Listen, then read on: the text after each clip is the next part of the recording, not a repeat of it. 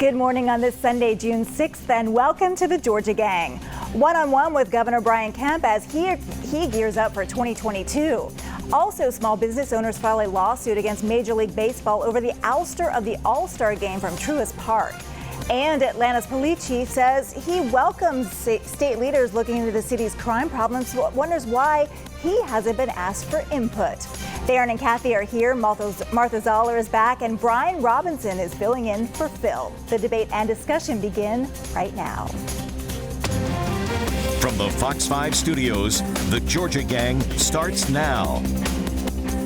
Governor Brian Kemp sat down with Fox 5's Claire Sims this week to talk about his re-election bid. He says he's proud to run on his record of conservative principles, keeping Georgia's economy going and leading the state through the pandemic.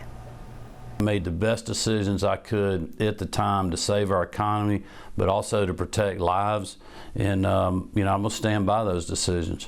Governor Brian Kemp is looking ahead to 2022. Before he goes against a Democratic candidate, he'll face two Republican opponents in the primary so far.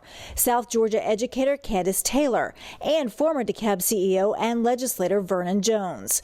The former Democrat turned Republican says he'll run as the law enforcement candidate. For those criminals, we're coming fast, we're coming hard. We're going to run you out of this state. Governor Kemp's harshest critic may be former President Donald Trump, who says he'll visit Georgia to campaign against the incumbent. I learned a long time ago, you can't control what other people do in politics. I mean, my focus is running for re-election on the record that I have. I'm glad to talk to anybody about that record because it's a good one. #1 state in the country for business, largest teacher pay raise in state history, our focus on strengthening rural Georgia, what we're doing for rural broadband, our road and logistic infrastructure, and I could go on and on about the great things that we have in our state.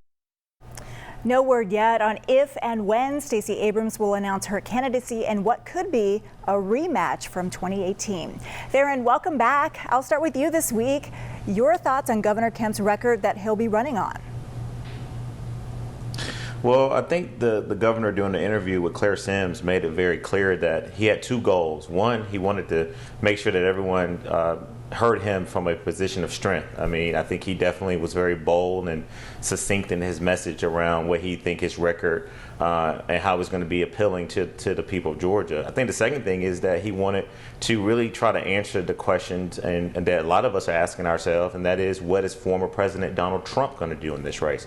Will he endorse one of his opponents? Will he sort of set up maybe an outside organization to criticize the governor or campaign against the governor?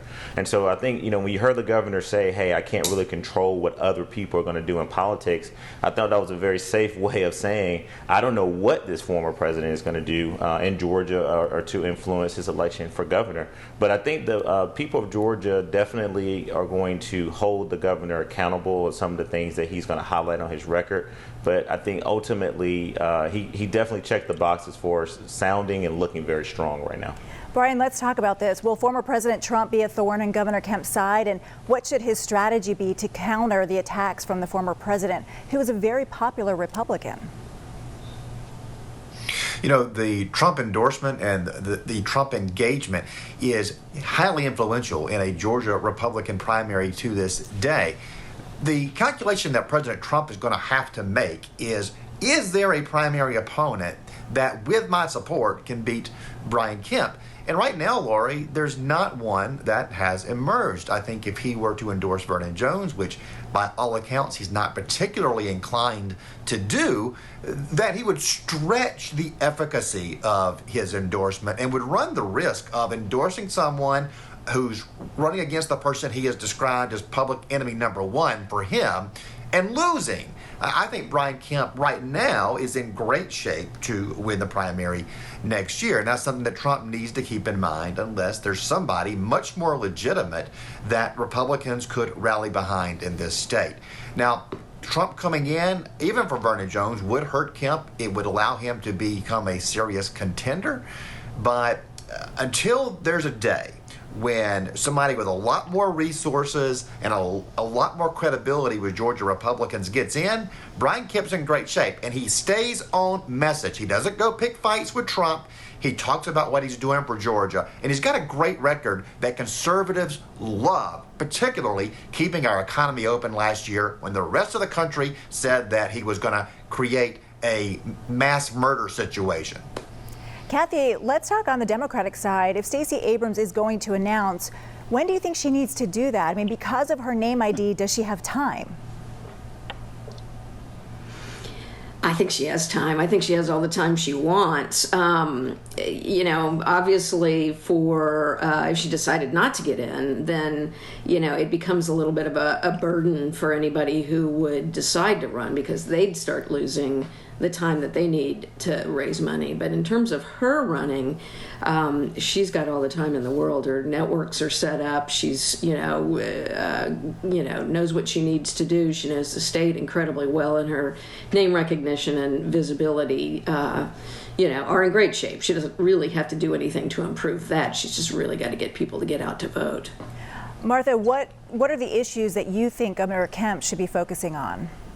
Well, first of all, Stacey Abrams can wait until 11:58 on the last day of qualifying if she's getting in. So she has got the structure in place. But I think Governor Kemp is showing exactly the right tone right now, talking about his record, but also talking about people stepping up or uniting the party. We're taping this before the Georgia GOP convention, but by the time people see this, David Perdue will have introduced Brian Kemp, and David Perdue is one of the strongest supporters, or has been in the past, of President Trump. And so we're going to see what that means and how important that is as far as unifying the Perdue and Kemp wings of the party, along with the new hires that the Kemp administration made with some Johnny Isakson people, so that you see this great unifying of different camps in the Republican Party under Governor Brian Kemp. Brian, Martha's mentioning about this unity of the Republican Party, but we know that there are some factions out there that are not happy. How much will Republicans hurt their chances if they're not united? Well, Republicans have no chance if they're not united. We are a 50-50 state now. And look, Warnock and Ossoff won by fairly comfortable margins in the Roth. It wasn't another 12,000 vote margin. And so we know that if we alienate the middle, that there is not a pathway for victory.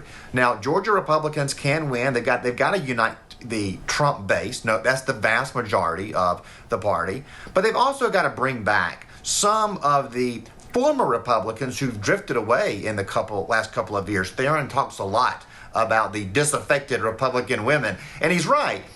But it's beyond women. There's also a lot of suburban men that would fit that category. We got to get them back, and the crime issue is one that will reach them, as is the overspending that we're seeing in Washington, the border crisis. These are making Democrats look bad. These are making the middle realize the dangers and the problems with Democrat control, and that's going to be a huge opening for Republicans in Georgia, the battleground of the entire nation. Theron, is this an opening? As Brian I think the one thing that Brian and Martha don't want our viewers to know, and that is that I think that the governor's interview with Claire Sims, Lori, was sort of a prelude of him sort of positioning himself to go into that convention. He wanted to try to throw some red meat to the Trump base. But how can we forget that the former president of the United States of America, besides targeting Secretary of State Brad Raffensperger, enemy number 1/2 was Governor Brian Kemp. And so I don't think that this convention is going to go as well as Brian and Martha want us to believe. There are different factions within the Republican Party, many of whom that feel that the governor and other leaders did not do enough to quote unquote stop the steal when it was all this very baseless and not factual evidence that was not presented during this election. And I think the last thing is when the governor says we need to protect the vote and make it harder to cheat, make it easier for people to vote and harder to cheat. I'm still waiting to this day, and I know Kathy agrees with me. Where is the evidence of the fraud? Where is the evidence of the cheating that Republicans allege went on in the state? And so I don't think that the governor is going to walk out of there just cozy and just with ease. I do think you're going to see some Trump supporters hold him accountable on where he is on some of the Trump issues that they support, and is he a conservative enough to bring back the Republican Party that is really divided right now? Well, we'll have lots to talk about next week. We'll be discussing the GOP convention then. Thanks, everybody. Coming up, business owners file suit against Major League Baseball over its decision to move the All-Star game out of Truist Park over Georgia's new voting law. Does this lawsuit stand a chance? We'll discuss straight ahead. Have a question or comment for the Georgia Gang? Email them at georgiagang@foxtv.com.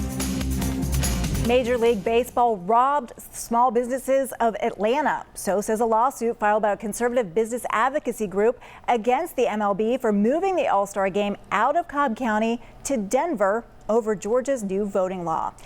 Martha, we'll start with you this block. Does this lawsuit stand a chance? I think it stands a chance to bring attention to this subject, and especially for the business owners. I know people feel like in our circles that people have talked about it and they completely understand the whole thing. But in the real circles where people are trying to do business and getting out there, having the Job Creators Network draw attention to this through this lawsuit, I think is important. Now, will it ultimately change anything? Absolutely not. Will they probably not get $1 billion? I don't think so. But I think it really keeps this issue front and forward of who was really hurt by the All-Star game being moved. So, Kathy, is this more of a political move rather than a legal move? Oh, absolutely. It's a political stunt. If you go to the website of the Job Creators Network, you'll see that it's an organization that is set up to draw attention and create advocacy around partisan issues that relate to business in some way or fashion. But we see people, it's got a strong Georgia connection too. Bernie Marcus is listed as one of the people who started the group. But if you look through their list of partners, you'll see some economic development groups around our state that are involved with it, as well as the American Legislative Exchange Council, which is kind of a right-wing group that does public policy recommendations, most of which end up being introduced here in Georgia and are incredibly divisive. Brian, weigh in here. Well, it may be a stunt. That's fine. I want MLB to have bad PR. I want there to be stories that remind people of what they did to Georgia. It was a knee-jerk reaction that bowed to the mob. And this is not something that a business, and that's what this is. This is a business, by the way, that's got monopoly status under the U.S. government, that is weighing into a hot-button political issue at a time when they're losing TV viewership, where they are losing ticket sales around the country. It's a sport that's been in decline. I don't think it's wise to weigh in on an issue where many of your fans, many of your customers are against what you are saying. And where are they on the Florida law? Where are they on the Texas law? If this is just this moral decision that they're making, that they just morally are obligated to speak out and attack, why are they quiet now? I mean, Florida and Texas, they have major league teams. You know, where are they? This has nothing to do with principle. This has to do with expediency, and let's call them out on it. Theron, I saw you shaking your head, smiling there. Well, I think the fact of the matter is that Brian is forgetting the sort of point that I want to make, and that is the origin of this sort of discussion we're having. And this origin and the premise of it is because we have a Republican-led legislature that decided to support Senate Bill 202. If Senate Bill 202, which I believe restricts voting rights for people in Georgia, had not passed, we would have had an all-star game. Lisa Cupid, who has basically, pleaded with the MLB and others to kind of not pull out, not only because she was a new chair of the county that was basically in line to make millions and millions, if not hundreds of millions of dollars for its economy, but unfortunately they had to take a stance on the voting law. And so I think you can't criticize MLB for what they did, because I think they took a principled stand, but I do think this lawsuit is necessary because someone has got to speak up for the workers, the small businesses, the big businesses that were basically told that they were not going to be able to make any money because this All-Star game was pulled away from them because of Senate Bill 202. And so I do agree with Martha. I think on principle, it is something that needs to be, a conversation needs to be had. Someone needs to step up for these businesses that lost out on the opportunity to provide resources for their employees, but also their families. And I do think it definitely brings up an old wound that a lot of us want to go away, but I think it's very necessary for us to continue to have this conversation. Theron, I want to move on, but I want to stick with you because I want to talk about this issue of critical race theory. We've discussed this the past couple of weeks while you were out, but this week the State Board of Education voted in favor of a 5-page resolution that says, in part, schools should not teach that anyone is inherently racist, sexist, or oppressive just because of their race or gender. Now, this is a big issue for conservative Republicans. What are your thoughts on this move? Well, I just think that when you look at our history as a country, you can't cherry pick and decide which parts of the history you want to teach to our children. I believe that the young people today are more mature and, quite frankly, are able to handle the history of this country. And even though you have to shed light on some of the bad parts of our history, I think it should be told. I don't think we should restrict educators from the ability to teach children about the history that, again, that a lot of times, we look at what happened in Tulsa. Brian and I talked about it this week. We had an Atlanta massacre that a lot of people didn't know, where basically black people and black businesses were targeted and destroyed and attacked. And so, you look at what happened in Tulsa 100 years ago. Well, we had something happen very similar here in Atlanta. And so ultimately, I think this is something where politics needs to sort of step away from what educators want to do in order to teach young people the history. Just give it to them, make it plain, and then ultimately let them have the ability to decide what they want to believe. And parents can do research with their children to basically help them interpret what they're being taught in the classroom. Martha, over to you. So in a full disclosure, I'm the 9th District representative on the state school board, so I was one of those 11 votes in favor of this yesterday. And, it does not limit, the resolution does not limit what can be taught. And it does say, in addition to not making anybody feel bad, that you should not separate people out and make one group feel better than the other based on race, creed, color, sex, any of that kind of stuff. So it doesn't limit anything that can be taught. It just gives a foundational base of what our principles are from a resolution standpoint. Doesn't change any rules, doesn't change any curriculum. It was a statement of what we needed to do. And we were asked by superintendents and other people around the state to make a statement on this because they were getting questions about it too. So we took a leadership role. I am proud of what we did, and it's not going to limit education. All right, we're out of time, everybody. We're going to move on to the next block. Coming up, Atlanta's police chief talks about the violent crime wave hitting the city and discusses state intervention next. Join the discussion on the Georgia Gang Facebook page and watch past episodes on the Georgia Gang YouTube channel. Atlanta Police Chief Rodney Bryant says guns are a major issue his officers are trying to get a handle on during these violent times. He also says he welcomes state leaders looking into the issue as long as they keep politics out of it. I have no problem with people looking to see what we can do better. I have issues when people politicize what's happening because I think that becomes distracting. Whatever I could do to help, I'm willing to help. So no one has reached out to you as of that you've heard of? I've not got that. Yeah. Kathy, state hearings are about to begin on this issue. I would imagine Chief Bryant would be one of the first called to testify. Well, I would certainly hope so. I think that's been what's been missing in the discussions that haven't really been happening here locally with people who are in law enforcement or dealing in the criminal justice situation. And I hope that when the opportunity presents itself, that the chief, that DA Fani Willis, that Sheriff Labatt will come and present cold, hard facts about what the gun policies of the state have done to unleash this barrage of shooting, here in Atlanta and across our state, and really across the country, because we're one of the major exporters of illegal guns to other places in the country. And I just hope that they will really just lay out which policies need to be changed right now to help. Brian, over to you on this issue. I have to disagree with Kathy. If it was our state's gun laws that were causing the gun violence in the streets of Atlanta, then there wouldn't be these problems in Chicago. There wouldn't be these problems in New York City. Yet we're seeing the exact same explosion of violence in these places with tight gun control laws as we are here. The fact of the matter is, even if we had the gun control that Kathy and Theron would love to see, the criminals will still have guns.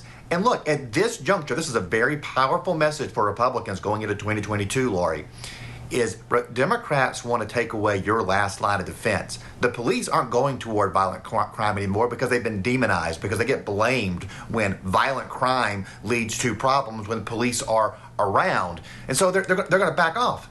Guns are a way for Americans to defend themselves in their cars and in their homes and to protect their families. And until police can do something about the violence, that's a very strong message. Kathy, 30 seconds there. I saw your hand up. Well, I just want to be really, really clear that in New York and Chicago, the illegal guns that are flowing into those two states are from Georgia. And that's as a result of the laws, or the lack of laws, that we have in the state that regulate people's ability to get their hands on those guns. All right, I want to move on, because in an interview with if they have those guns illegally, that makes my point. All right, thanks, you too.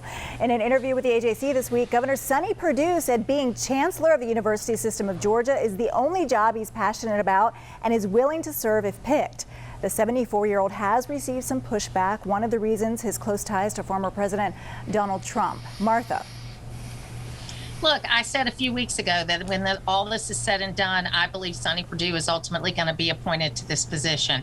I think he's the right guy to do it, and I think it further shows that he still has an important impact and a way to play in the state. I loved what he had to say in the article about why he wanted to do the job, and I think he'd be a great choice, and I'm on record saying it for weeks that he's going to be the one that ultimately is in that job. Theron, we know he's a passionate Bulldog fan.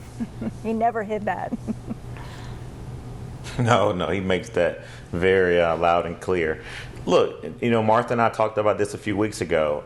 While I do believe that being a former governor of any state, but particularly Georgia, it does give you some level of qualifications to want to be considered for this job. But we cannot forget, Lord, that there was a little bit of a pushback that now is growing a little bit amongst students, saying that they wanted someone else with more background and education.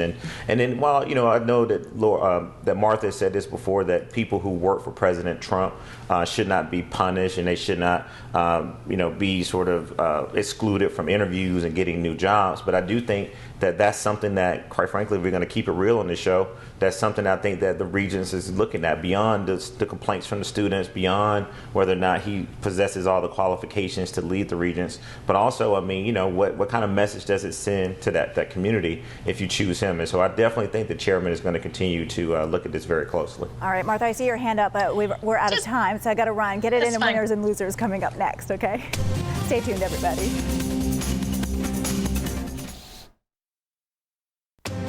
Time now for the week's winners and losers. Theron, we've missed you so much, so we'll let you go first this week. Well, thank you so much, Lori. Well, the first winner I have is, of course, our very own Atlanta Hawks. Big shout out to that organization for advancing to the second round of playoff. Trae Young is doing a phenomenal job, so definitely want to make them a winner. And then my last winner is going to be the Emory University men and women's tennis team. They actually won the national titles last month, and definitely want to give them a huge shout out. All right, Brian, over to you.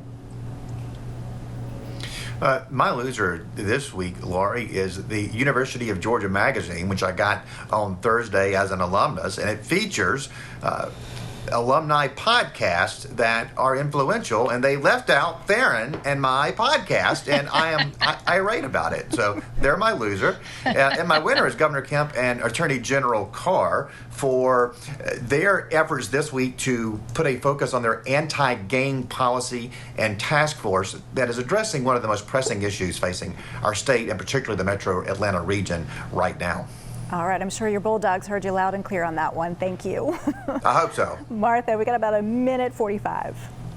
Well, I mean, just one quick comment about what Theron said is that it's a slippery slope when you start to say someone can't have a job because of who they previously worked for. And I think that will be a challenge as we go forward. But my winner and loser is kind of all in one this week is the scientific community, that they're a loser because they haven't been following the science on the origins of COVID-19, and they're a winner because it looks like they're finally going to do it. So I'm making them a winner and a loser this week. All right, Kathy, we've got some time.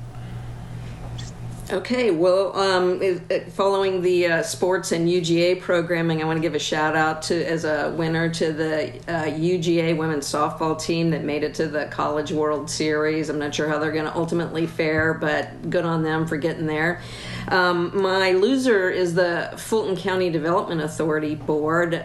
Lots of stories recently emerging that they've been paying their board members quite a bit, thousands of dollars, in some cases hundreds of thousands of dollars, for all kinds of specious things that most development authority boards don't get paid. I think Fulton County needs to disband that board. City of Atlanta has been begging them to stop offering tax breaks in the city without asking anyone's advice about that, and it's just time to put an end to this nonsense.